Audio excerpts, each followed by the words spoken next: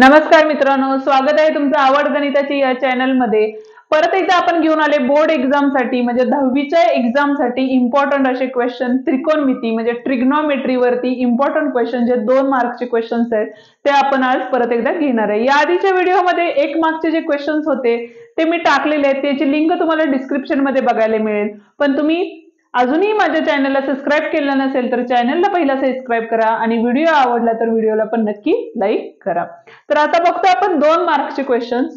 तर 2 मार्क्सच्या क्वेश्चन्स मध्ये बघा cos स्क्वेअर प्लस, आता इथे पहिला जो क्वेश्चन आहे तो काय सांगितलेला आहे, prove that cos square theta into bracket 1 plus tan square theta is equals to 1।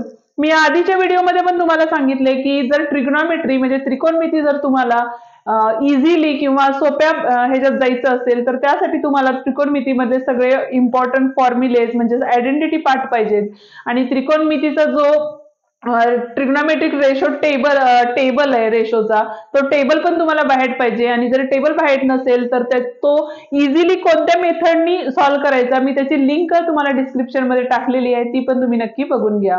पण तर बघा आता फर्स्ट क्वेश्चन आहे तर त्यासाठी बघा फॉर्म्युला, आता इथे 1 प्लस टॅन स्क्वेअर आहे तर 1 प्लस टॅन स्क्वेअर म्हणजेच काय असतं तर सेक स्क्वेअर आहे।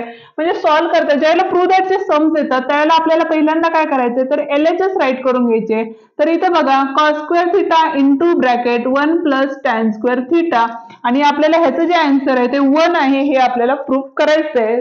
तर इथे बघा तर cos स्क्वेअर म्हणजे cos square as it is तसंच राहतील इनटू 1 प्लस टॅन स्क्वेअर म्हणजेच काय असतं तर सेक स्क्वेअर थीटा असतं। ही आयडेंटिटी आहे 1 plus tan square theta is equals to sec square theta. Reasons पण इम्पॉर्टंट आहेत, एक्झाम मध्ये तुम्हाला रिझन्सला मार्क्स असतात, त्यामुळे ट्रिग्नोमेट्री मध्ये ज्यावेळेला तुम्ही प्रूव्ह दॅटचे सम सॉल्व्ह करता त्यावेळेला प्रत्येक समला रिझन्स लिहिणे गरजेचं आहे। तर आता बघा cos स्क्वेअर आणि सेक स्क्वेअर जे ते त्यांचे काय आहेत एकमेकांची इनव्हर्स आहेत, त्याच्यामुळे ह्याचं जे आन्सर असणार आहे ते काय असणार आहे 1 असणार आहे। जर रिझन काय आलेलं आहे तर cos theta is equals to 1 upon sec theta आलेले आहे, त्यामुळे हे गेट कॅन्सल झालेले आहे आणि आपलं आन्सर जे आहे ते 1 आलेलं आहे, म्हणजेच काय आपलं आरएचएस आलेलं आहे। ठीक आहे, नेक्स्ट एक्झाम्पल बघा 5 upon sine square theta minus 5 cot square theta is equals to 5 prove that. म्हणजे आपल्याला काय करायचंय प्रूव्ह दॅट करायचंय। इथं परत एकदा प्रूव्ह दॅट आहे म्हणजे आपल्याला इथं परत काय करायला लागेल तर एलएचएस राईट करून घ्यायला लागेल। तर एलएचएस काय बघा 5 upon sine square theta minus 5 cot square theta.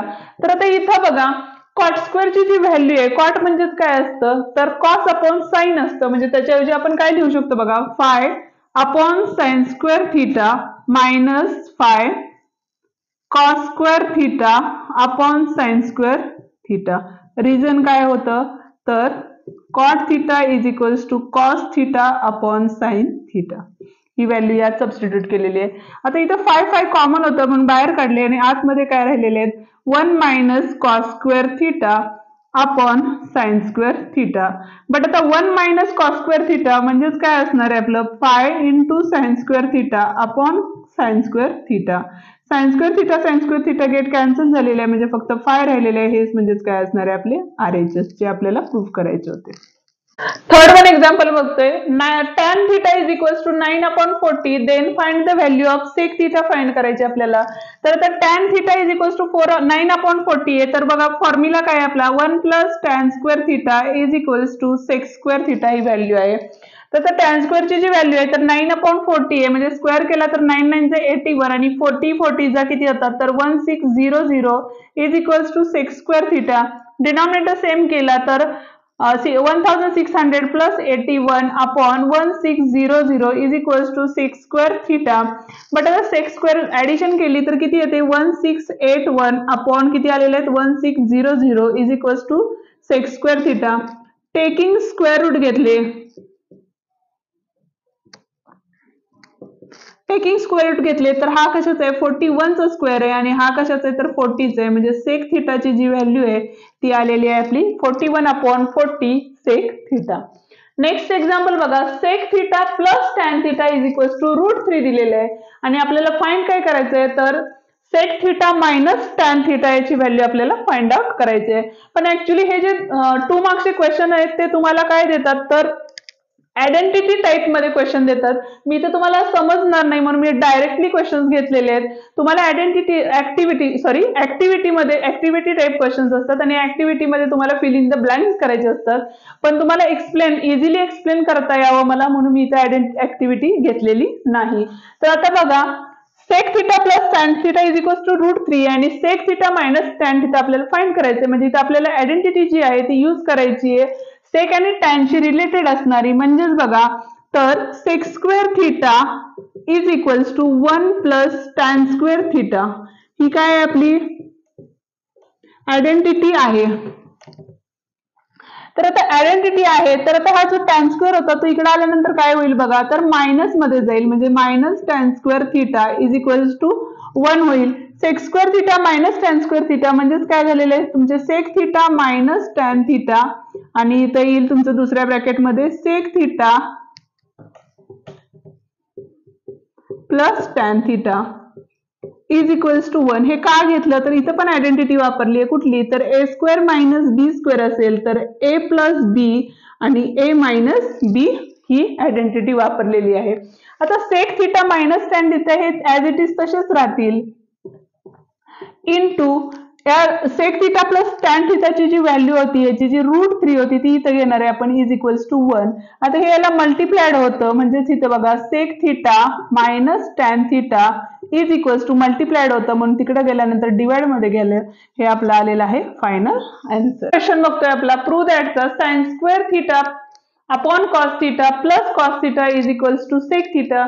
मी मगाशी सांगितलं ज्या वेळेला प्रूव्ह दॅटचे सम्स येतात त्यावेळेला पहिल्यांदा LHS राईट करून घ्यायची किंवा RHS जे सॉल्व्ह करता येईल ती बाजू आपल्याला पहिल्यांदा काय करायची, राईट करायची आहे. तर आता बघा, तर इथं काय होईल बघा, पहिल्यांदा आपल्याला या दोघांचे डिनॉमिनेटर सेम करावे लागतील. आणखी एक गोष्ट आहे, तर प्रूव्ह दॅटचे जेव्हा तुम्ही सम सॉल्व्ह करता त्यावेळेला त्या ज्या व्हॅल्यूज असतात एकतर त्या साइन कॉस मध्ये आणायच्या किंवा टॅन कॉट मध्ये आणायच्या किंवा सेक कोसेक मध्ये आणायच्या जेणेकरून कॅल्क्युलेशन करायला बरं पडतं. आता इथं बघा साइन आणि कॉस आहे, इथं पण कॉस आहे त्यामुळे मी या व्हॅल्यू अशाच ठेवलेल्या आहेत, कन्व्हर्जन्स नाही केलेले. हा साइन स्क्वेअर तसाच राहील प्लस हा cos square into cos square म्हणजेच काय झालेले आहेत आपले कॉस स्क्वेअर झालेले आहेत. डिनॉमिनेटर सेम केलेलं आहे का तर इथला डिनॉमिनेटर 1 होता म्हणजे cos theta is equals to cos theta आलेले आहेत. बट आता cos square plus sine square म्हणजे 1 आलेले आहे, 1 अपॉन कॉस थिटा आलेले आहे. इथं आपण आयडेंटिटी यूज केलेली आहे sine square theta plus cos square theta is equals to 1. म्हणजे साइन स्क्वेअर प्लस कॉस स्क्वेअरची व्हॅल्यू होती 1 म्हणून इथे सबस्टिट्यूट केलेली आहे आणि 1 मायनस कॉस थिटा म्हणजेच काय असतं तर सेक थिटा असतं. ही पण एक आयडेंटिटी आहे, sec theta is equals to 1 upon cos theta. हे आहे आपली RHS. म्हणजे हे आपल्याला प्रूव्ह झालेलं आहे की sine square upon cos theta plus cos theta is equals to sec theta आहे, हे आपण प्रूव्ह केलेलं आहे. व्हिडिओ हा इथंच संपलेला आहे. अजून पुढच्या व्हिडिओमध्ये तुम्हाला नवीन असेच एक्झाम्पल्स बघायला मिळतील, पण त्याआधी तुम्ही माझ्या चॅनलला सबस्क्राईब करा आणि व्हिडिओ आवडला असेल तर व्हिडिओला पण नक्की लाईक करा. थँक्यू.